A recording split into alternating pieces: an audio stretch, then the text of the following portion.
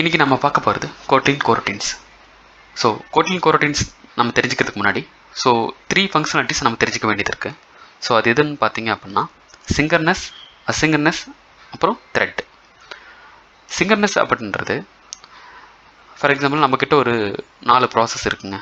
So அதில் ஒவ்வொரு 1 by 1 தான் எக்ஸிக்யூட் ஆகும். For example first in first out மாதிரி ஒரு ப்ராசஸ் கம்ப்ளீட் ஆனால் தான் நெக்ஸ்ட் ப்ராசஸ்க்கு அது கன்சிடரே பண்ணி எடுத்து ப்ராசஸும் பண்ண ஆரம்பிக்கும். அது வரைக்கும் ரிமைனிங், அதாவது ஃபஸ்ட் ப்ராசஸ் ரன் ஆகிட்டு இருக்கும்போது செகண்ட் அண்ட் தேர்ட் ஃபோர்த் எல்லாமே ஹோலில் தான் இருக்கும். அது மீன்ஸ் பெண்டிங்கில் தான் இருக்கும். ஸோ எக்ஸிக்யூட் ஆகாது. ஸோ ஒரே நேரத்தில் நம்மளால் பண்ண முடியாது. அட் இடத்துல ஒரு ப்ராசஸ் தான் ரன் ஆகும் அப்படின்ற கான்செப்ட் தான் சிங்கர்னஸில் இருக்கும்.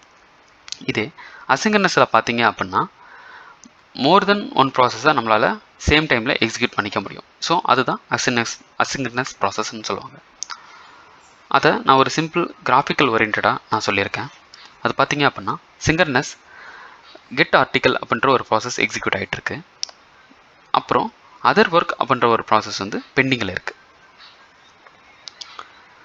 இதே அசிங்கர்னஸில் பார்த்தீங்க அப்படின்னா கெட் ஆர்டிக்கல் எக்ஸிக்யூட் ஆகிட்டு இருக்கு, சேம் டைம் கெட் அந்த ஒர்க் அதர் ஒர்க் அப்படின்ற ஃபங்க்ஷனாலிட்டியும் எக்ஸிக்யூட் ஆகிட்டு இருக்கு. ஸோ இதுதான் அசிங்கர்னஸோட ப்ராசஸ். இதுக்கப்புறம் த்ரெட் அப்படின்னு ஒன்று இருக்குது. ஸோ அது எப்படி ஒர்க் ஆகும் அப்படின்னு பார்த்தீங்க அப்படின்னா நம்மக்கிட்ட நம்ம மொபைல் அப்ளிகேஷன் டெவலப்பர். ஸோ பேசிக்காக ஒரு மொபைல் அப்ளிகேஷன் நம்ம யூஸ் பண்ணுறோம் அப்படின்னாலே நம்ம மொபைல் அப்ளிகேஷனுக்கு ஓஎஸ் வந்து ஒரு த்ரெட்டை அலோகேட் பண்ணும். அதுதான் அப்ளிகேஷன் மெயின் த்ரெட் அப்படின்னு சொல்லுவாங்க. ஸோ அந்த அப்ளிகேஷன் மெயின் த்ரெட்டு வந்து சில ஃபியூச்சருக்கு வந்து சில ஃபங்க்ஷனாலிட்டிக்கு வந்து அதுதான் ரெஸ்பான்சிபிலிட்டி. ஃபார் எக்ஸாம்பிள் நான் வந்து யூஐ ரெண்டர் பண்ணுறேன், பட்டன் கிளிக் பண்ணுறேன், டச் பண்ணுறேன், அது ஏதாவது ஒரு சிம்பிளான ஒரு ப்ராசஸ் பண்ணுறேன், அதுக்கு எல்லாமே மெயின் த்ரெட் தான் பொறுப்பு. ஸோ இது என்ன பண்ணும் அப்படின்னா இப்போ நான் ஃபார் எக்ஸாம்பிள் ஒரு பட்டனை நான் கிளிக் பண்ணுறேன் அப்படின்னா உடனே நான் ஒரு ஆக்டிவிட்டி நேவிகேட் பண்ணுறேன். ஸோ அது within the seconds, fraction of செகண்ட்ஸில் இது ரன் ஆகும். ஸோ அது வந்து த்ரெட்டை ஹோல்ட் பண்ணாது, இந்த ப்ராசஸ் எக்ஸிக்யூட் ஆகிடும் பட்டன். இப்போது எந்த ஒரு ப்ராசஸ் வந்து மெயின் த்ரெட்டை ஹோல்ட் பண்ணுதோ, பிஸி பண்ணுதோ, அதை வந்து நம்மளால் மெயின் த்ரெட்டில் பண்ண முடியாது டைரெக்டாக. ஸோ அது என்னென்ன ப்ராசஸ் அப்படின்னு பார்த்தீங்க அப்படின்னா ஏபி கால் மேக் பண்ணுறது, ஃபைல் அப்லோட் பண்ணுறது, டவுன்லோட் பண்ணுறது, டிபியில் போய் டேட்டா ஃபெச் பண்ணிட்டு வர்றது, இல்லாட்டி இமேஜ் கம்ப்ரெஸிங் பண்ணுறது, இந்த மாதிரி கொஞ்சம் பல்க் ஒர்க்காக, அதாவது நம்ம வெயிட் பண்ணி தான் டேட்டா கெட் பண்ணணும் அப்படின்ற மாதிரியான ஒர்க் இருக்குது பார்த்தீங்களா. ஸோ அதை வந்து நம்ம டேரெக்டாக மெயின் த்ரெட்டில் பண்ண முடியாது. எதனால் பண்ண முடியாது அப்படின்னா த்ரெட்டு வந்து மோர் தென் 5 செகண்ட்ஸில் நம்ம ஹோல்ட் பண்ணோம் அப்படின்னா நம்ம ஆப்பு கிராஷ் ஆகிடும், ஏஎன்ஆர் ஸ்டேட்டை மீட் பண்ணிவிடும். ஸோ அப்போது நம்மளுக்கு கண்டிப்பாக கிராஷ் தான் கிடைக்கும். நீங்கள் ஃபார் எக்ஸாம்பிள் நம்மளுக்கு அந்த ஹெச்டிடிபி ஏபி கால் கூட இருக்குது. நம்ம டேரெக்டாக எடுத்து போட்டோம்னா ஒரு மெயின்லேருந்து ஆன்கிரியேட்லேருந்து நம்ம கால் பண்ணோம்னா நம்மளுக்கு அது ஒர்க் ஆகாது. ஸோ அது கிராஷ் அடிக்கும். நீங்கள் அசிங்கர்னஸ் டாஸ்கில் போடுங்கன்னு சொல்லுவோம். அசிங்கர்னஸ் என்ன பண்ணுவோம், அது பேக்ரவுண்டில் எடுத்துகிட்டு போயிட்டு எக்ஸிக்யூட் பண்ணிட்டு வந்து நம்மளுக்கு தரும். ஸோ அந்த ப்ராசஸை தான் ரொம்ப சிம்பிளிஃபைடாக கொண்டு வந்திருக்காங்க. அதுதான் கோட்லின் கோரோட்டின்ஸ். ஸோ அதில் என்ன, எப்படி அது இருக்குது, எப்படி என்னன்னு பார்ப்போம் இப்போ. So what is coroutine? Coroutine வந்து ஒரு ஸ்ட்ரக்சர்டு கன்கரன்சி பிரின்சிபலை ஃபாலோ பண்ணுது. அதில் என்னங்க அது ஸ்ட்ரக்சர்டு கன்கரன்சி பிரின்சிபல் அப்படின்னு சொல்லி பார்த்தோம் அப்படின்னா, இப்போது என்கிட்ட ஒரு கோரோட்டின் இருக்குதுங்க. அந்த கோரோட்டினை நான் எக்ஸிக்யூட் பண்ணுறேன், ஓகேங்களா. ஸோ அப்படி அந்த கோரோட்டின் எக்ஸிக்யூட் பண்ணும்போது என்னென்னா ஒரு சஸ்பெண்ட் பிளாக்குள்ளார தான் எக்ஸிக்யூட் ஆகும். சஸ்பெண்டை பண்ணுறது ஒரு இன்ட்ரெஸ்டிங்கான வேர்டுங்க. அது என்னென்னா நம்ம வந்து இப்போது த்ரெட்டை பிஸி பண்ணாமல் ஒரு ஒர்க்கை பண்ணுறதுக்கு பேர் தான் சஸ்பெண்ட் அப்படின்னு சொல்லுவாங்க, ஓகேங்களா. அது அப்கமிங்கில் நான் பார்ப்போம், அதை நான் தெளிவாக சொல்கிறேன். இப்போ வந்து இது மட்டும் அசியூம் பண்ணுங்கள். என்னென்னா என்கிட்ட ஒரு கோரோட்டின் இருக்குது. ஃபார் எக்ஸாம்பிள் ஏ கோரோட்டின்னு வச்சுக்கோங்க. அந்த ஏ கோரோட்டினை நான் எக்ஸிக்யூட் பண்ணுறேன். இன் பிட்வீனில் நான் ஏ கோரோட்டினை ஹோல்ட் பண்ணிவிட்டு பி கோரோட்டினை ரன் பண்ணுறேன். அப்படி ரன் பண்ணும்போது ஏ கோரோட்டின் வந்து ஃப்ரீஸ் ஆகிடும், ஓகேங்களா. ஆனால் இது த்ரெட்டை அஃபெக்ட் பண்ணாது, ஓகேங்களா. இது ஹோலில் தான் இருக்கும். அதுக்கப்புறம் பி கோரோட்டின் எக்ஸிக்யூட் ஆகிட்ருக்கும். நான் பி கோரோட்டினில் சி கோரோட்டினை ரன் பண்ணலாம், பியை ஃப்ரீஸ் பண்ணிவிட்டு சியையும் நான் ரன் பண்ணலாம். அப்படி இல்லாட்டி நான் பியை கம்ப்ளீட் பண்ணிவிட்டு திரும்ப ஏக்கும் நான் வரலாம். அப்படி நான் திரும்ப ஏ கோரோட்டினுக்கு வரும்போது ஏ கோரோட்டினை நான் ரெஸ்யூம் பண்ணி திரும்ப எந்த இடத்துல நான் ஹோல்ட் பண்ணணும் அந்த இடத்துலேருந்து என்னால் திரும்பவும் எக்ஸிக்யூட்டும் பண்ணிக்க முடியும், ஓகேங்களா. ஸோ அது இந்த ப்ராசஸ்க்கு பேர் தான் ஸ்ட்ரக்சர்டு கன்கரன்சி ப்ராசஸ் அப்படின்னு சொல்லி சொல்கிறாங்க, ஓகே. இப்போ வந்து என்கிட்ட ஒரு பேரண்ட் கோரட்டின் இருக்குதுங்க. ஸோ அந்த பேரண்ட் கோரட்டினை நான் எக்ஸிக்யூட் பண்ணுறேன். ஸோ அதுக்குள்ளார நான் இன்னும் எத்தனை சைல்டு கோரட்டின் வேணுனாலும் என்னால் ரன் பண்ணிக்க முடியும். அந்த சைல்டிலிருந்து இன்னும் எத்தனை சைல்டு வேணாலும் என்னால் ரன் பண்ணிக்க முடியும். ஃபார் எக்ஸாம்பிள், இப்போ என்னோட பேரண்ட்டுக்கு ஏதாவது எக்ஸப்ஷன் அடிக்குது, ஏதாவது கில் ஆகுது அப்படின்னா, ஸோ அந்த நேரத்தில் இது டிபெண்ட் பண்ணியிருக்கிற எல்லா சைல்டு கோரட்டின்ஸுமே கில் ஆகிடும். ஸோ அதில் எந்த வித சந்தேகமும் இல்லை. பட் இப்போது இது பேரண்ட், இதில் தேர்ட் சைல்டு ஜாப் இருக்குது பார்த்தீங்களா, இது மட்டும் கில் ஆகுதுன்னு வச்சுக்கோங்க. அப்படின்னா இது பேரண்ட்டை எந்த வகையிலையும் அஃபெக்ட் பண்ணாது. ஸோ பட் இதை டிபெண்ட் பண்ணியிருக்கிற சைல்ட்ஸ் இந்த ரெண்டுமே அஃபெக்ட் ஆகும். ஓகேங்களா? பட் இந்த நெய்பரையும் அஃபெக்ட் பண்ணாது. அட் த சேம் டைம் இப்போது இந்த கீழே இருக்கிற சைல்டு பி ஜாப்பை நாம் கில் பண்ணிட்டோம் அப்படின்னா இதனால் இதோட பேரண்ட்டும் சரி, இதோட சிப்ளிங்ஸும் சரி எந்த வகையிலையும் அஃபெக்ட் ஆகாது. ஸோ சைல்டு 3 ஜாப் மட்டும்தான் அஃபெக்ட் ஆகும். அப்புறம் இல்லாட்டி இதெல்லாமே ப்ராசஸ் எல்லாம் முடிஞ்சதுக்கப்புறமே திரும்பவும் பேரண்ட் ஜாப் மட்டுமே தனியாக கூட ஒர்க் ஆகணும். ஸோ இதெல்லாம் அதுக்கான இண்டிவிஜுவல் ஜாப்ஸை அது வந்து எக்ஸிக்யூட் ஆகிட்டுருக்கு. ஸோ இதுதான் அந்த கன்கரன்சி ப்ராசஸ் வந்து ஒரு சிம்பிளான ஒரு கிராஃபிக்கல் வே நம்ம சொல்கிறது. ஸோ அடுத்தது சில கீ பாயிண்ட்ஸ் இருக்குதுங்க கோரோட்டினில். இது தெரிஞ்சால் பேசிக்காக நம்ம வந்து கோரோட்டினை ஓரளவுக்கு நம்ம அண்டர்ஸ்டாண்ட் பண்ணிக்கலாம். ஸோ அந்தளவுக்கு சிம்பிளான சில கான்செப்ட்ஸ். ஸோ அது பார்த்தீங்க அப்படின்னா கோரோட்டின் பில்டர்ஸு, அதுக்கப்புறம் கோரோட்டின் ஸ்கோப்ஸ், டிஸ்பேச்சர்ஸ், அப்புறம் சஸ்பெண்ட் ஃபங்க்ஷன்ஸ். நான் ஆல்ரெடி சொன்னேன் சஸ்பெண்ட் ஃபங்க்ஷன் பற்றி நான் தெளிவாக சொல்கிறேன் அப்படின்ட்டு. ஸோ அது எண்டில் வச்சுருக்கேன், அது நான் உங்களுக்கு கிளியராக சொல்கிறேன். இப்போது கோரோட்டின் பில்டர்ஸ் பற்றி பார்ப்போம். ஸோ கோரோட்டின் பில்டர்ஸ் அப்படின்றது என்னென்னா, நான் வந்து ஒரு கோரோட்டினை ட்ரிகர் பண்ணுறதுக்காக தான் அந்த கோரோட்டின் பில்டர்ஸை யூஸ் பண்ணுவோம். ஸோ ட்ரிகர் பண்ணுறதுக்கான வே என்னென்னா லான்ச், அசிங்க் இல்லைனா அவைட்டுன்னு சொல்லுவாங்க, அதுக்கப்புறம் ரன் பிளாக்கிங் அப்படின்னு சொல்லுவாங்க. ஸோ இதை யூஸ் பண்ணி தான் நம்ம வந்து ட்ரிகர் பண்ண முடியும். ஃபார் எக்ஸாம்பிள், நம்ம ஒரு ஆக்டிவிட்டியை ஸ்டார்ட் பண்ணணும்னு என்ன ஸ்டார்ட் ஆக்டிவிட்டின்னு கூட வரும்ல, அப்போ தான் அது ஸ்டார்ட் ஆகுது. ஸோ அந்த மாதிரி கோரோட்டினை நம்ம ஸ்டார்ட் பண்ணணும் வைக்கணும் அப்படின்னா நம்மளுக்கு இந்த தேவை. ஸோ இதில் லான்ச் அப்படின்றது என்னென்னா ஒரு ஒரு ஃபயர் அண்ட் ஃபர்கப் மாதிரி தாங்க. நான் ட்ரிகர் பண்ணிட்டேன், ஒரு அதுக்கு மேலே அதுக்கு பற்றி எனக்கு எதுவும் தெரியாதுங்க அப்படின்ற மாதிரி தான். ஸோ இல்லாட்டி இன்னும் சிம்பிளாக சொல்லணும்னா இது வந்து ஒரு வாய்டு ஃபங்க்ஷன் சொல்லலாம். ஸோ வாய்டு ஃபங்க்ஷன் என்ன பண்ணும், அந்த மெத்தடை ட்ரிகர் பண்ணி விட்டுரும், அவ்வளோதான். அதுலேருந்து ரிட்டர்ன்லாம் எதுவும் கொண்டு வராது. பட் அசிங் அவைட் அப்படின்றது என்னென்னா ட்ரிகர் பண்ணி விட்டு அதுலேருந்து எனக்கு டேட்டாவையும் ரிட்டர்ன் பண்ணும். ஸோ இது என்னென்னா ஒரு ரிட்டர்ன் ஃபங்க்ஷன் மாதிரி தான். ஓகேங்களா? ஸோ அது assign and அவைட்டோடது.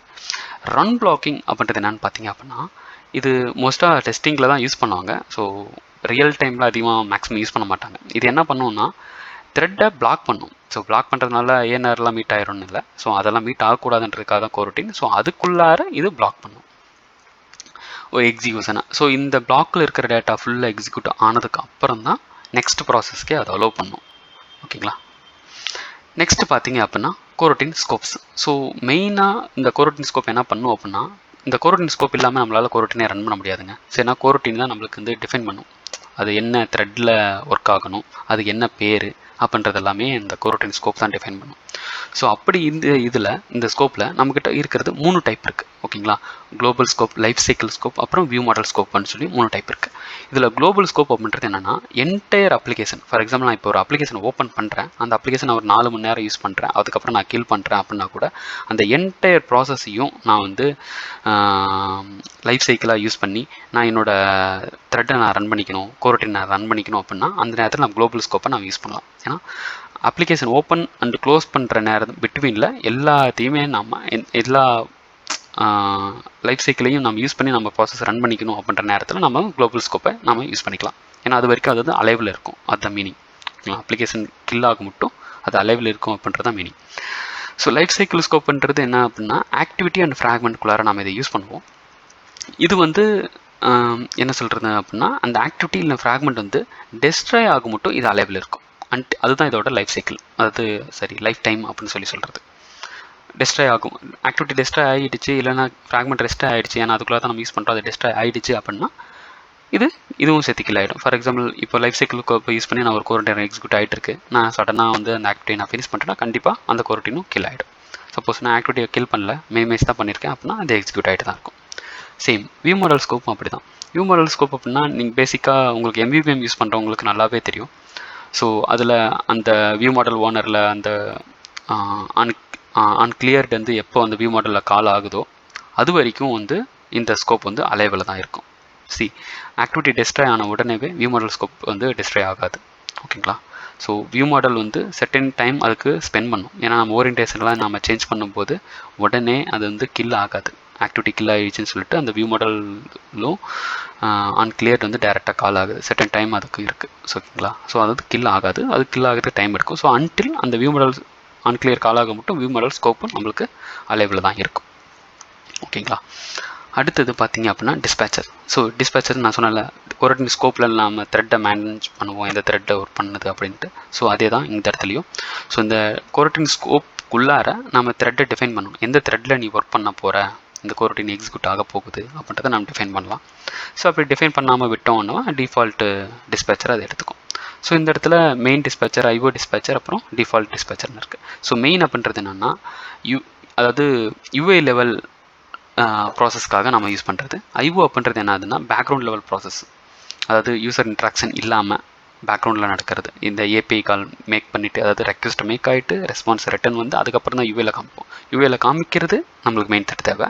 But request make ஆகி ரெஸ்பான்ஸை கெட் பண்ணிட்டு வந்து அந்த ரெஸ்பான்ஸை ப்ராசஸ் பண்ணி நம்ம கொண்டு வந்து காமிக்கிறது வரைக்கும் நம்ம ஐஓவில் நம்ம பண்ணிக்கலாம். ஸோ பேக்ரவுண்டாக நம்ம ஐஓ யூஸ் பண்ணிக்கலாம். அதாவது பேக்ரவுண்டில் ஐஓ யூஸ் பண்ணிக்கலாம், ஃபோர்க்ரவுண்டில் மெயின் யூஸ் பண்ணிக்கலாம் அப்படின்ற கான்செப்ட். அப்புறம் டிஸ்பேச்சர் டிஃபால்ட் அப்படின்றது இது வந்து நான் வந்து எந்த த்ரெட்டில் வேணாலும் ஒர்க் பண்ணுவேங்க, எந்த த்ரெட் ஃப்ரீயாக இருக்கோ நான் பாட்டு ஒர்க் பண்ணுவேன். அதுதான் அந்த டிஃபால்ட். ஸோ இது சிஸ்டமாக டிஃபைன் பண்ணிக்கும். அதாவது எந்த த்ரெட் ஃப்ரீயாக இருக்கோ அந்த த்ரெட்டை யூஸ் பண்ணி அது ஒர்க் ஆகிக்கும். ஃபார் எக்ஸாம்பிள் இப்போ சிபியூ வந்து பிளான் பண்ணோம், எந்த ப்ராசஸர் வந்து எந்த த்ரெட் ஐஓ த்ரெட் பிஸியாக இருக்கா இல்லை மெயின் த்ரெட் பிஸியாக இருக்கான்னு பார்க்கும். மெயின் த்ரெட் பிஸியாக இருந்துச்சுன்னா அது ஐஓ த்ரெட்டில் எக்ஸிக்யூட் பண்ணும். ஐஓ த்ரெட் பிஸியாக இருந்துச்சுன்னா மெயின் த்ரெட்டில் எக்ஸிக்யூட் பண்ணும். ஸோ அப்படி தான் டிஃபால்ட் வந்து ஒர்க் பண்ணும். அதுக்கப்புறம் சஸ்பெண்ட் ஃபங்க்ஷன். இந்த சஸ்பெண்ட் ஃபங்க்ஷன் நீங்கள் பார்த்தீங்க அப்படின்னா இது தாங்க மெயின். ஸோ இதுதான் என்ன சொல்லுவாங்க அப்படின்னா, அந்த த்ரெட்டை பிளாக் பண்ணாமல் எனக்கு ஒரு ப்ராசஸ் நடக்கணும் அப்படின்றதுக்கு பேர் தான் சஸ்பெண்ட் ஃபங்க்ஷன் அப்படின்னு சொல்லுவாங்க. ஓகேங்களா? ஸோ இது நாட் ஒன்லி மெயின் த்ரெட், எந்த ஒரு த்ரெட்டையும் பிளாக் பண்ணாமல் எக்ஸிக்யூட் ஆகிறது தான் இந்த சஸ்பெண்ட் ஃபங்க்ஷன். ஓகேங்களா? சஸ்பெண்ட் ஃபங்க்ஷன் நம்ம கிரியேட் பண்ணுறது எப்படின்னா, சஸ்பெண்ட் கீவேர்டு வச்சு தான் நம்ம அதை கிரியேட் பண்ணுவோம். அதுக்கப்புறம் ஒரு சஸ்பெண்ட் ஃபங்க்ஷன் வந்து சஸ்பெண்ட் ஃபங்க்ஷனுக்குள்ளாக இருந்து தான் இன்னொரு சஸ்பெண்ட் ஃபங்க்ஷனுக்குள்ளாக இருந்து தான் கால் பண்ண முடியும், இல்லாட்டி இன்னொரு கோரோட்டினுக்குள்ளாக இருந்து தான் கால் பண்ண முடியும். ஓகேங்களா? தேங்க்யூ ஃபார் வாட்சிங் திஸ் வீடியோ.